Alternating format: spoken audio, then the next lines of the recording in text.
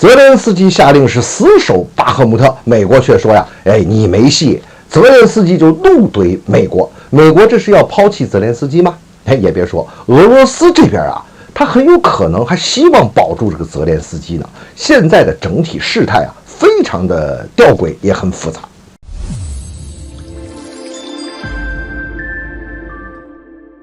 欢迎来到张斌观察，我是张斌。前一段不是有各种传闻嘛，就是乌克兰的军方都传出来说，这个泽连斯基呢已经允许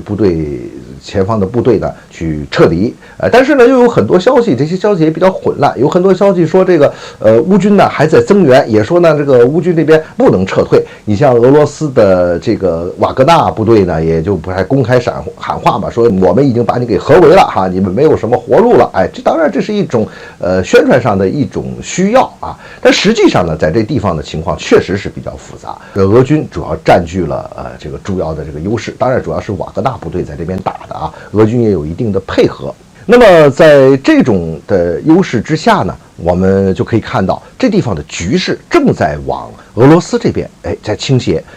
乌军被合围了很多的部队，但是乌军呢，他们也在进行各种反攻。你比如说吧，他们在巴赫穆特的周围啊，就出现了很多小部队来进行反攻。而有人说呀，这种反攻呢是没有太大作用，实际上呢，也确实是被俄罗斯给击退了。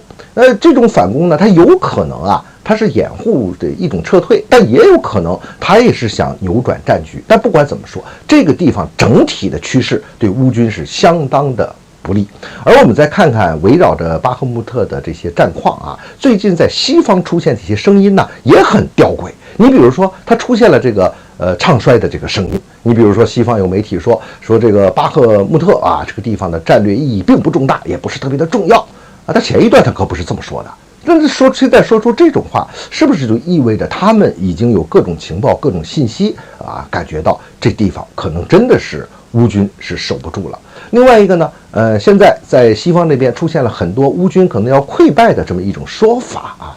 第三一个，我们注意啊，美国的一个主流媒体啊，就是俄乌冲突这个爆发这1年多来啊，非常非常罕见的啊，他说这个就公布了一个乌军战亡的这个数字，阵亡的人员啊，他就12万人啊，挺惊人的一个这么大的数字，和以前外界推测的是差不太多啊。但是乌军对自己的阵亡数字那是严格保守秘密的，那这时候你美国的媒体怎么就把这个问题就给炒出来了呢？另外一个呢，现在不是有一些声音也说嘛啊，就讲这个美国现在是要考虑怎么样来。这个泽连斯基该怎么办了？是不是要把他抛弃掉，把他撤换掉？这种事情也不奇怪。美国当年凡是打这种代理人战争的时候，你看在越南呐，在阿富汗呢，美国这个是只要是自己利益需求的时候，当觉得这个代理人白手套的价值已经没有这个价值，甚至会产生负面的时候呢，他把你随时换掉，一点这都不带含糊的。那通过现在这一系列复杂纷乱的这种情况，我们倒是能看出几个问题。第一个来讲呢，乌军呐。在军事上的失利是很明显的了，不管是从俄罗斯那边传来的方向，还是从乌克兰这边看到的一些行动，同时呢，也看西方媒体的一些反应，还有一些情报上的分析来看呢，乌军在这边可能会面临巨大的军事实力。第二一个呢，现在泽连斯基又这么强硬的啊。这个表示必须要死守这个巴赫穆特地区。其实呢，在某种程度上呢，也看样子啊，他可能摆平了内部政府和军队之间的这个矛盾。而且现在呢，作为这个泽连斯基这边呢，他也只能打，他不打是没有出路的。就算是以后谈，那现在要打，坚持下去，这也是将来他谈的一个砝码。第三一个，其实我们可以看到这些诡异现象的背后啊，更重要的一个就是政治环境和政治条件可能在发生变化，特别是美国内部两党之争，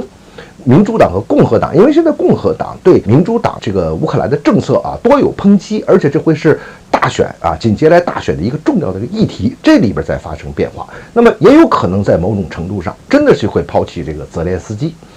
至少现在是对泽连斯基的一个警告。不过从整体上来看呢，目前可能还不会抛弃泽连斯基，包括俄罗斯都不想搞掉这个泽连斯基，也希望他暂时还在这个台上。很简单，你现在如果泽连斯基被搞下去之后啊，乌克兰内部更极端的力量上来之后，这局面更没法控制，而且你不知道该跟谁去联络这些事情啊。包括西方这边也是把泽连斯基利用泽连斯基去平衡住了乌克兰内部的各方的势力，现在把泽连斯基一换掉，你找什么合适的人再去摆在这个位置上呢？在这个需求之下呢，泽连斯基啊可能还能保住他的位置，但不管怎么说啊，巴赫穆特这边的形势对乌克兰相当的不利。